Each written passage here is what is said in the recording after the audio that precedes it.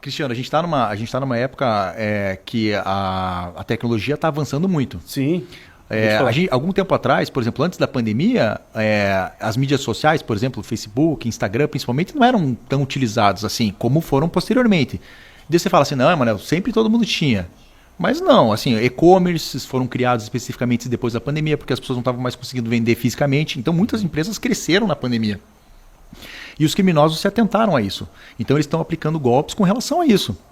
Tenho certeza absoluta que o pessoal que está vendo a gente já deve ter visto, por exemplo, no Instagram, alguém ou algum amigo do nada começar a vender fogão, vender produtos de cama ou de sala e falar que está indo viajar, por exemplo. Ou uma prima, olha, minha prima está indo viajar para os Estados Unidos e está se desfazendo dos bens da casa. Está torrando tudo. Está torrando, é liquidação. E do nada, os próprios seguidores começam a depositar. Eu gostei desse sofá seu aqui. O sofá vale R$ 5.000 e ele está pedindo R$ 300, R$ 200. E vai lá o seguidor, vai e deposita. Esse é um golpe que acontece só no Instagram, por exemplo. Possivelmente um criminoso invadiu a conta dessa pessoa. Como é que eles invadem, doutor? Como é que consegue?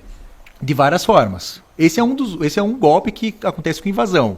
Vou te explicar como que o golpe acontece e depois como eles invadem. E depois, por favor, como se prevenir. Como se prevenir. E começa a vender daí produtos de casa, panelas. Se a pessoa é profissional liberal, por exemplo, é um tatuador, começa a oferecer tatuagem. Olha, promoções de tatuagem. E daí a pessoa é reconhecida no mercado e começa a vender por um valor a menos. Os seguidores não se atentam a isso e começam a pagar.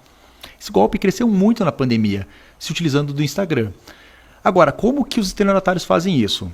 Uma prática que é muito corrente, Cristiano, é simples, através da portabilidade. Todo mundo aqui já deve ter feito uma portabilidade de um número, por exemplo, de um celular e quis manter o número.